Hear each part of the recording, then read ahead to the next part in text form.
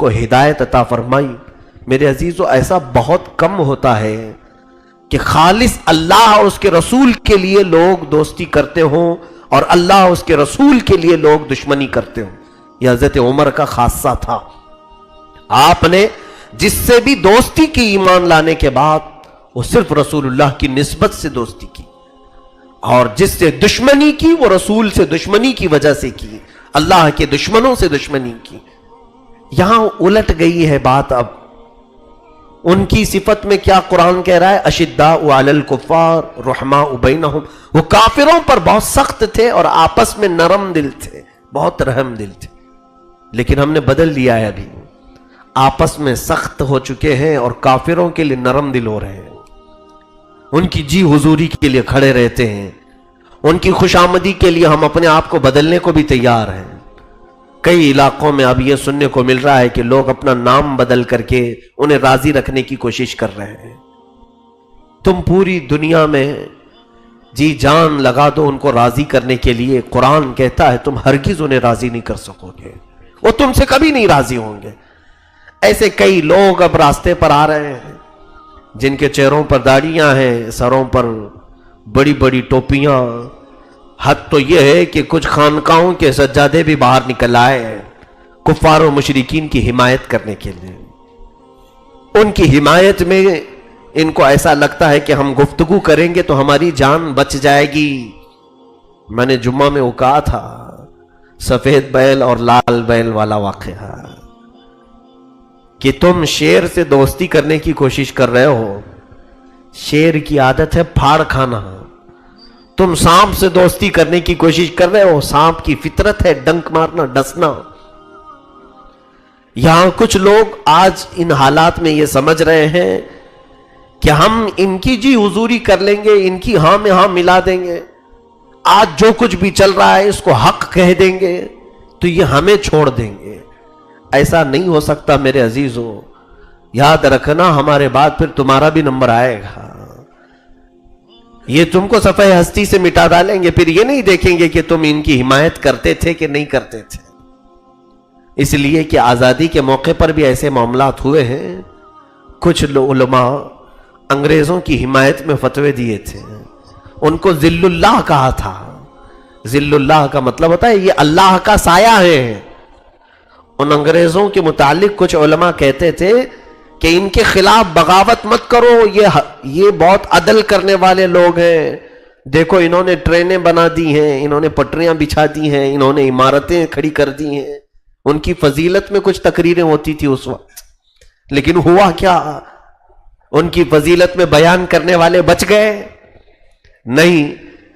جب علماء اہل سنت کو تختہ دار پر چڑھایا جا رہا تھا تو بعد میں پھر یہ ان کی بولی بولنے والوں کو بھی قتل ہونا پڑا، مصیبتوں کا سامنا کرنا پڑا۔ تو آج میں یہ کہتا ہوں کہ عمر جیسا ایمان لاؤ کہ اگر دوستی ہو تو اللہ اس کے رسول کی وجہ سے ہو، اور دشمنی ہو تو اللہ اس کے رسول کی وجہ سے ہو، ذاتی چیزیں داخل نہ ہونے پائیں۔ سیدنا عمر فاروق رضی اللہ تعالیٰ عنہ کی چند باتیں میں آپ کو بتا دوں۔ حضرت بلال حبشی رضی اللہ تعالیٰ عنہ غلام تھے، غلامی میں انہوں نے اپنی زندگی کے بیشتر ایام گزار دیے۔ ان کا جو مالک تھا مکہ میں، امیہ، جو حضرت بلال کو سخت اذیتیں دیتا تھا، اتنی اذیتیں کہ ان کا جسم پورا گل چکا تھا، ان کی پیٹھ پر اتنے داغ تھے جلانے کے، انگاروں پر سلایا گیا، اوباش بدماش لڑکوں کے ہاتھ میں رسی باندھ کر کے حضرت بلال کو دے دیتا تھا، اور وہ نوجوان بدماش قسم کے لوگ آوارہ بلال حبشی کو پیر میں رسی باندھ کر مکہ کی گلیوں میں کھینچتے تھے، لے کر کے جاتے تھے، گرم ریت پر سلایا جاتا تھا۔ یہ سب اذیتیں بلال حبشی نے برداشت کی۔ غلامی سے آپ کو جس وقت آزادی ملی وہ بھی سیدنا ابو بکر صدیق رضی اللہ تعالیٰ عنہ نے آزاد کروایا۔ حضرت ابو بکر صدیق کی کل آپ نے سیرت سماعت کی، اس میں ایک شوشہ یہ بھی تھا کہ آپ کثرت سے حضور صلی اللہ علیہ وسلم کے غلاموں کو کافروں کی غلامی سے آزاد کرواتے تھے، کافروں کی غلامی سے آزاد کر کے حضور کی غلامی میں ڈال دیتے تھے۔ یہ حضرت بلال حبشی ہیں، غلام ہیں۔ میرے عزیزوں دیکھیں آپ، حضرت عمر فاروق رضی اللہ تعالیٰ عنہ جب خلیفہ بنے اور آپ کی خلافت کا دور ابھی میں ذکر کروں گا، کیا رعب و دبدبہ، کبھی کم نہیں ہوا آپ کا رعب و دبدبہ۔ زمانے جاہلیت میں بھی، اسلام لانے کے بعد بھی، آپ کے خلیفہ بننے کے بعد بھی لوگ آپ کے چلتے پھرتے بھی خوف کھایا کرتے تھے۔ حضرت عمر تو ہمیشہ کندھے پر درہ لے کے چلتے تھے، کوڑا لے کے چلتے تھے۔ شریعت کے خلاف کوئی بات دیکھتے تو بازار میں ہی کوڑے لگانا شروع کر دیتے تھے۔ حضرت عمر کا جلال بھی تھا۔ خود رسول کریم صلی اللہ علیہ وسلم نے فرمایا، میرا عمر جس راستے سے گزرتا ہے اس راستے پر شیطان نہیں آتا۔ جہاں تک حضرت عمر کی خوشبو جاتی تھی، چھاؤں نہیں ہوتی ہو، وہاں تک شیطان نہیں آتا تھا۔ دوسروں کی بات تو چھوڑے ہیں۔ تو اس عمر فاروق رضی اللہ تعالیٰ عنہ کا حال یہ تھا جو بات میں کہنے جا رہا ہوں۔ جب حضرت بلال حبشی کو بلاتے تھے تو یوں کہہ کر کے بلاتے تھے، یا سیدنا بلال، اے ہمارے آقا بلال آ جائیے۔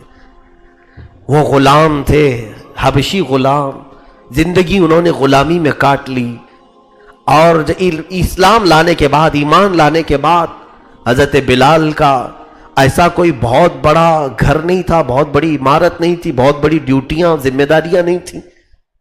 جس طرح سے نارمل زندگی گزارنی تھی ویسی وہ زندگی گزار رہے تھے عام لوگوں میں۔ لیکن اس کے باوجود حضرت عمر جب ان کو بلاتے تھے یوں کہتے تھے، یا سیدنا بلال، اے ہمارے آقا بلال آئیے۔ حضرت بلال کہتے تھے، امیر المومنین آپ مجھے سیدنا کہتے ہیں، در حقیقت آپ ہمارے سیدنا ہیں، آپ ہمارے آقا ہیں۔ حضرت عمر کہتے تھے، بلال میں تمہیں جو سیدنا کہتا ہوں وجہ یہ ہے کہ جو جسم میں تم نے اپنے داغ محبت رسول میں لیے وہ ہم نے بھی نہیں لیے۔ حضور پاک صلی اللہ تعالی علیہ وسلم کی محبت میں جو تم نے مشقتیں برداشت کی ہیں وہ ہم نے نہیں برداشت کی۔ تو یہاں سے پتہ چلتا ہے حضرت عمر کی محبت بھی تھی تو وہ حضور کی وجہ سے تھی۔ جو رسول کریم صلی اللہ علیہ وسلم سے ریلیٹڈ ہے اس کی بہت زیادہ قدر کرتے تھے حضرت عمر، اور محبت رسول کا یہی جلوہ دیکھنے کو ملتا ہے ہر جگہ پر۔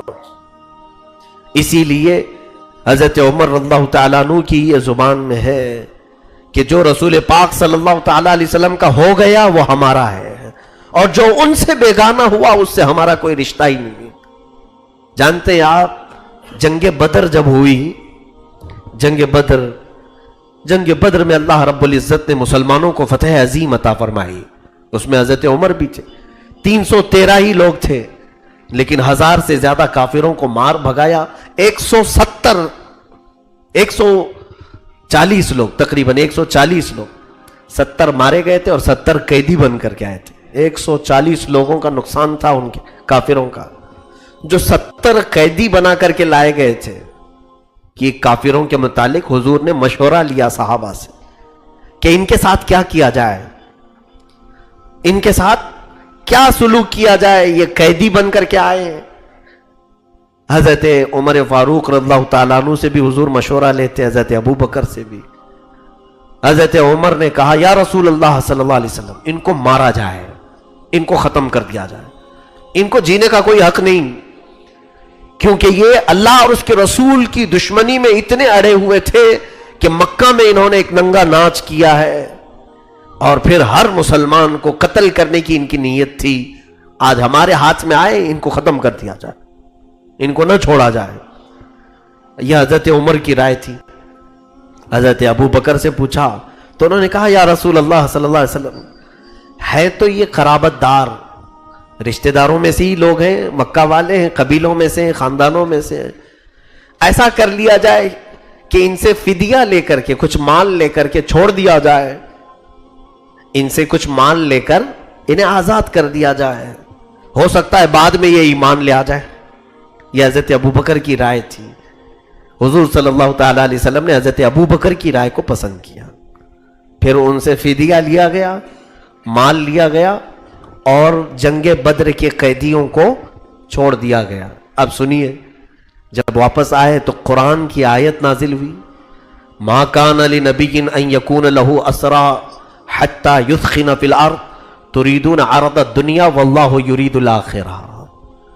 قرآن کی آیت میں یہ آ گئی بات، یہ سب معاملہ ختم ہو گیا، جنگ بدر سے واپس مدینے آئے تو اللہ نے فرمایا نبی کے لیے یہ مناسب نہیں ہے کہ وہ قیدیوں کو روک کے رکھیں، انہوں نے اللہ اس کے رسول کا نقصان کیا ہے.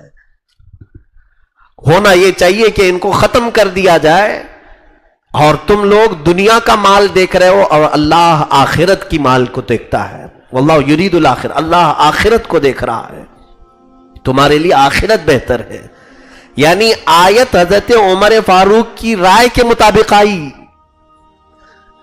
فیصلہ پہلے ہو چکا تھا. حضرت عمر کو لوگ آج سننا پسند نہیں کریں گے جو نیوٹرل لوگ ہیں. اگر میں بیان کروں تو جو سیکولر ہیں ان کے دھوئیں نکلنے شروع ہو جائیں گے. اب بہت سخت باتیں ہو گئی، اتنی سخت باتیں آج کے ماحول میں نہیں کرنا چاہیے. بہت سارے لوگ ہمیں مشورہ دیں گے، حالات نہیں دیکھتے رہے مولانا صاحب، آپ اتنی سخت باتیں کر رہے ہیں. اگر حضرت عمر کے یہ حالات نہیں ہوتے تو میں کبھی نہیں بات کرتا، اور حضرت عمر کی بات کرنے میں ہمیں خوف بھی نہیں رکھنا چاہیے، کیونکہ حضرت عمر کی مثال ہم لوگ تو بیان کرتے ہی کرتے ہیں، جن کو آج ہندوستان فخر کے ساتھ ہر جگہ پر ہر نوٹ پر رکھتا ہے. گاندھی جی کی لکھی ہوئی باتوں میں بھی یہ ہے، کہا کہ میں کچھ ہی لوگوں سے امپریس ہوں پوری دنیا میں، اس میں سے ایک عمر ابن خطاب ہے. تو وہ لوگ جب یہ بات کہہ سکتے ہیں حضرت عمر کی، تو مسلمان ہونے کے ناطے حضرت عمر کا ذکر کرنے میں خوف کس بات کا ہے؟ الحمدللہ یہ ہمارے اجداد میں سے، ہمارے سلف صالحین میں سے ہیں. ہم ان کا ذکر نہ کریں تو کیا پہاڑی چوہوں کا ذکر کریں گے؟ سیدنا عمر فاروق رضی اللہ تعالیٰ عنہ، آپ کی رائے اکثر قرآن کے مطابق آئی ہے، اور قرآن کی آیتیں آپ کی رائے کے مطابق نازل ہوئی. یہ ایک موقع نہیں ہے، کئی موقع ایسے ہیں. اس کے علاوہ آپ دیکھیں حضرت عمر فاروق رضی اللہ تعالیٰ عنہ کی یہ جو سختی تھی دشمنان رسول کے لیے تھی، دشمنان اسلام کے لیے تھی. جنگ بنی مستلق میں، غزوہ بنی مستلق ایک غزوہ ہے جس میں حضور پاک صلی اللہ علیہ وسلم تشریف لے کر گئے تھے. غزوے سے واپس آنے کے وقت ایک انصاری صحابی اور ایک مہاجر صحابی، دونوں کے درمیان پانی کے مسئلے کو لے کر کچھ تکرار ہو گئی. پانی کا کچھ مسئلہ تھا، آپس میں تکرار ہوئی. یہ تکرار بڑھتے بڑھتے کیا ہو گئی کہ مہاجرین اور انصار بہت سارے صحابہ کو بیچ میں آنا پڑا. اس وقت اس جہاد میں ایک شخص تھا عبداللہ بن ابی، منافق تھا یہ، لیکن ظاہر مسلمان. منافق کسے کہتے معلوم ہے نا؟ یعنی اندر سے اس کے اسلام کی دشمنی بھری ہوئی ہے، لیکن وہ سامنے سے نام مسلمان رکھتا ہے، نماز پڑھتا ہے، ٹوپی رکھتا ہے، سب کچھ مسلمانوں کی طرح جیتا ہے، لیکن اندر اس کے دشمنی ہے. ایسے آج بھی بہت سارے ہوں گے. ان کو پہچاننے کے لیے ظاہر سی بات ہے غیب کی نگاہیں بھی چاہیے. اسی لیے اس زمانے میں ہم منافق کسی کو نہیں کہہ پاتے ہیں. رسول کریم صلی اللہ علیہ وسلم چونکہ نگاہ غیب بھی رکھتے تھے، وہ غیب داں رسول تھے، لیکن کچھ مصلحتیں تھی حضور صلی اللہ تعالیٰ علیہ وسلم بیان نہیں فرمایا. عبداللہ بن ابی یہ صرف اسی لیے اسلام لایا تھا کہ اسلام کا بول بالا بہت ہو رہا تھا، ہر جگہ دیکھو اسلام کو فتح مل رہی ہے، کافروں کی بہت زیادہ شرمناک شکستیں ہو رہی تھی. تو عبداللہ بن ابی مدینے کا رہنے والا، یہ بڑا آدمی تھا، رئیس آدمی تھا، دل میں کہیں نہ کہیں کھوٹ جو رہتی ہے وہ نکل جاتی ہے منہ سے. اس نے وہ جھگڑے کو دیکھ کر کے کیا بات کہی جانتے ہیں آپ؟ عبداللہ بن ابی نے کہا، اے لوگوں، یہ مہاجرین مدینے میں بہت زیادہ ہو گئے، یہ آ کر کے بس گئے اور ہم لوگوں کا جینا تنگ کر دیا انہوں نے. یہ کمتر لوگ تھے، یہ ذلیل لوگ تھے اور آ کر کے مدینے میں بس گئے. اس نے ایسے سخت جملے مہاجرین کے لیے استعمال کیا.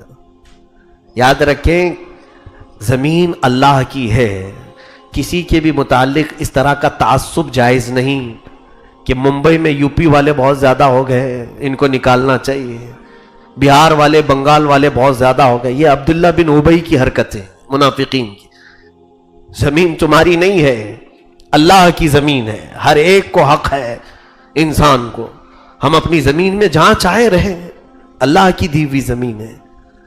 تو میرے عزیزو، عبداللہ بن ابی نے یہ مہاجرین کے متعلق جب جملہ کہا اور یہ کہا کہ جب ہم مدینے جائیں گے تو دیکھنا ان ذلیلوں کو ہم نکالیں گے مدینے سے، لَيُخْرِجَنَّ الْأَعَزُّ مِنْهَا الْأَذَلُّ۔ اس نے کہا ہم عزت والے لوگ ہیں، مدینے کے رہنے والے، یہ مہاجرین جتنے بھی مائگریٹ کر کے آئے ہیں، ہجرت کر کے آئے، سب کو ہم نکالیں گے۔ حضرت عمر کو وہ جملہ سنائی دے دیا، اتنا تیش میں آئے ہیں، اتنے جلال میں آئے، حضور صلی اللہ تعالیٰ علیہ وسلم کے پاس آ کر کے کہنے لگے یا رسول اللہ صلی اللہ علیہ وسلم، مجھے اجازت دیں یا عباد بن بشر، وہ بھی مدینے کے تھے، کہا دونوں میں سے کسی ایک کو اجازت دے، عبداللہ بن ابی کی ہم گردن اڑانا چاہتے ہیں۔ اس نے مہاجرین کے بارے میں ایسے سخت جملے کہے جب تک کسی کو بھی یہ نہیں خبر ہے کہ عبداللہ بن ابی منافق ہے، نہیں کوئی نہیں کہتا تھا، وہ مسلمان تھا، دیکھنے میں مسلمان ہی تھا۔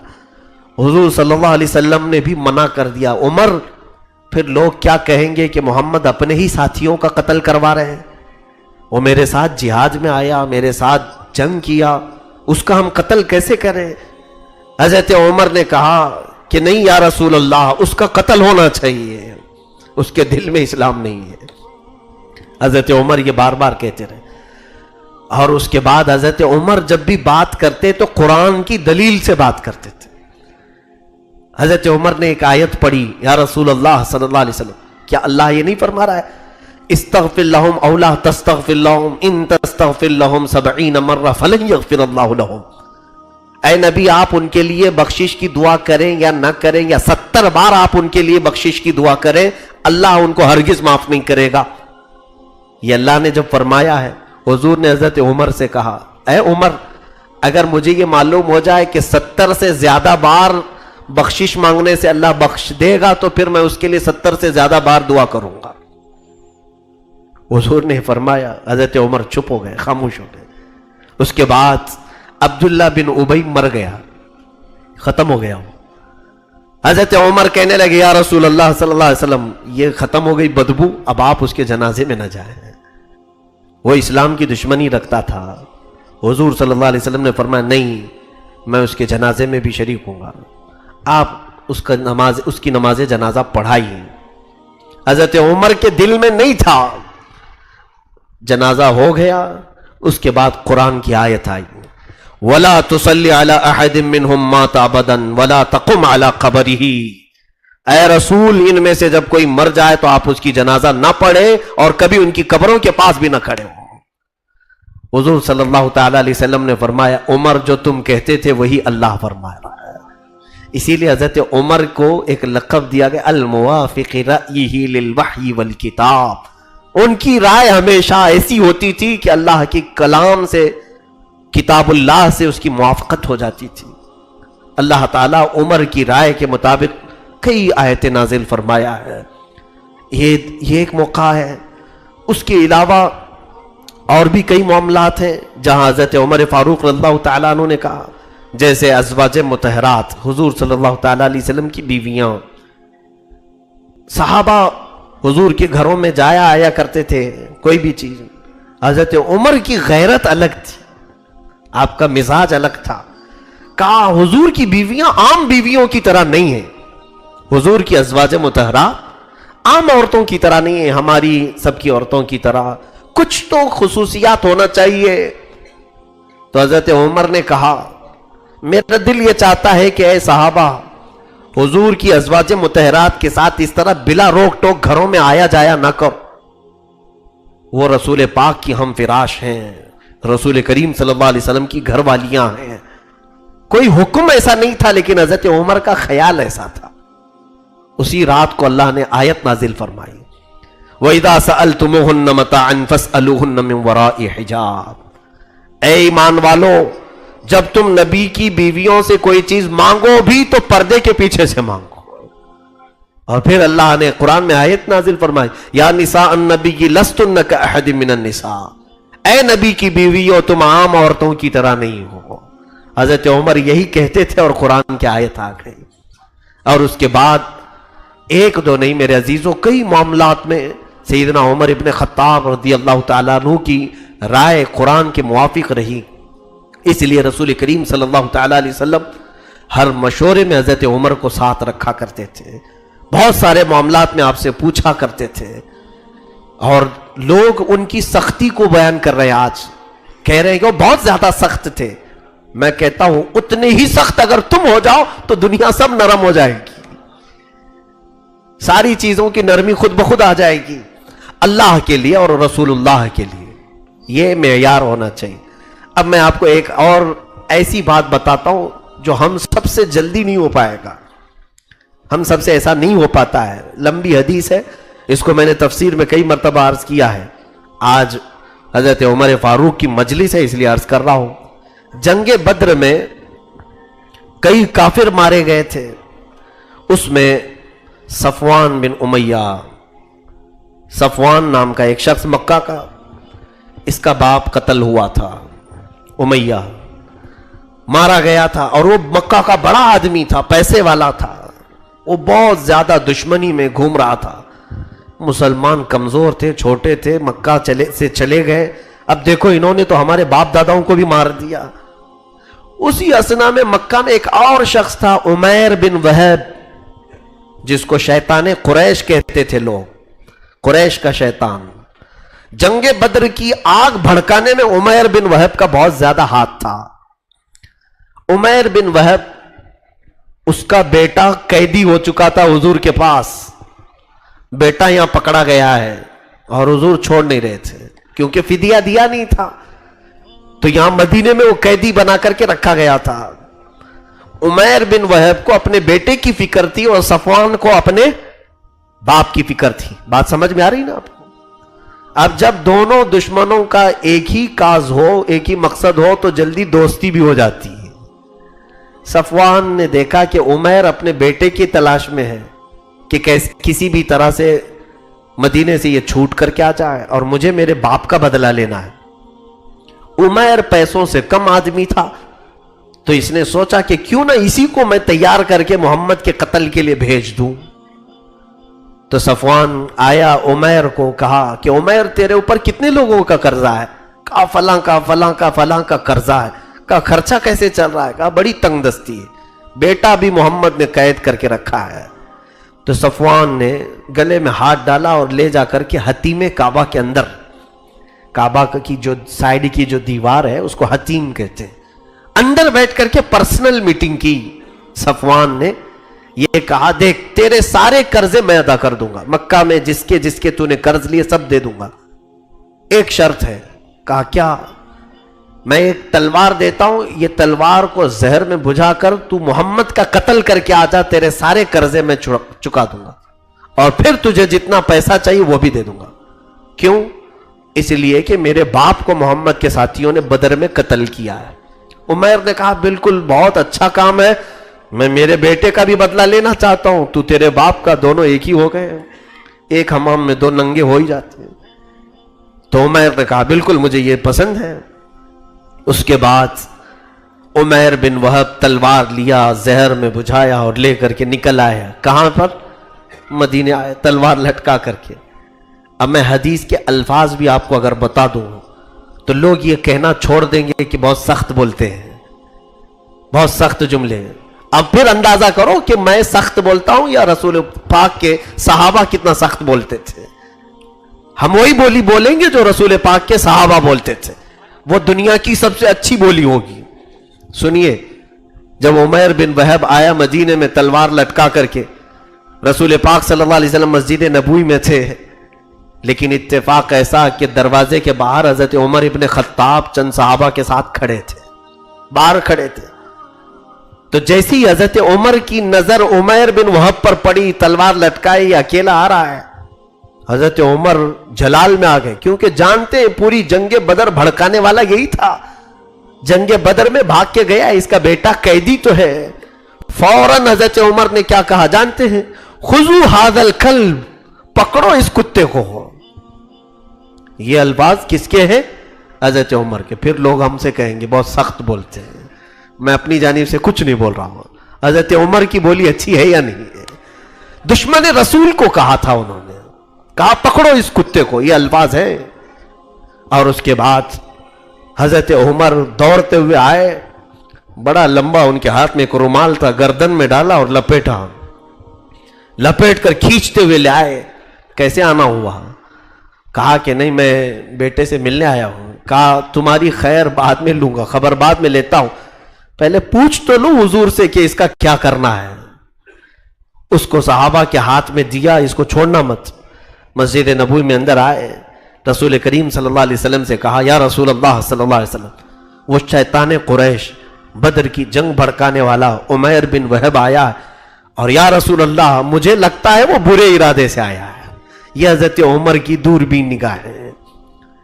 آپ کس قدر سمجھ جایا کرتے تھے، حساس تھے۔ کہا کہ مجھے لگتا ہے وہ برے ارادے سے آیا ہے۔ حضور صلی اللہ علیہ وسلم آپ کی شان کریمی اور شان رحیمی ایسی تھی کہ دشمنوں کے لیے بھی آپ دروازے کھول دیا کرتے تھے۔ آپ نے فرمایا عمر اسے اندر تو آنے دو، اندر تو آنے دو۔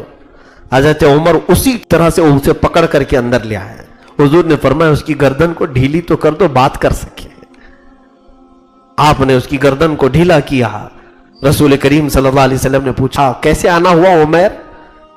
عمیر بن وہب نے کہا کہ بس میرے بیٹے کی خبر لینے آیا ہوں جو آپ کے پاس قیدی ہے، خیر خیریت پوچھنے آیا تھا اور کچھ بھی نہیں۔ حضور نے فرمایا سچ بولو، کس لیے آیا؟ عمیر نے کہا بس اسی کے لیے تو آیا ہوں، میرا بیٹا آپ کے پاس قیدی ہے، بات چیت کر لوں۔ کہا اگر بیٹے سے بات کرنے کے لیے آیا تو تلوار کیوں لے کے آئے ہو؟ تو اس نے تلوار پھینک دیا نیچے دکھانے کے لیے۔ کہا اس تلوار کا کیا، جنگ بدر میں تو دیکھا آپ نے ہماری تلواریں کچھ کام نہیں آ سکی، آپ ہی کی تلوار کام آئی تھی۔ یہ لچھے دار باتیں ہوتی ہیں۔ تو حضور پاک صلی اللہ علیہ وسلم کو وہ اس طرح سے باتیں بنانے کی کوشش کر رہا تھا تلوار پھینک کر۔ حضور نے کہا، زور سے کہا عمیر وہ بات کیوں نہیں کہتے جو صفوان کے ساتھ حتیم کعبہ میں کر کے آئے ہو؟ حتیم کعبہ میں بیٹھ کر کے جو تم نے صفوان کے ساتھ کہا وہ بات کہو۔ اللہ اکبر۔ عمیر بن وہب پورے جسم میں راشا طاری ہو گیا، کیونکہ یہ پرسنل بات تھی، راز کی بات تھی صفوان کے ساتھ جو کر کے آیا تھا، کسی کو خبر نہیں تھی۔ پھر کہا عمیر بن وہب نے میں سنتا تھا کہ آپ غیب کی خبریں جانتے ہیں، آج میری خبر آپ نے خود دے دی، اب زیادہ دیر کس بات کی، میں بھی دائرہ اسلام میں داخل ہوتا ہوں۔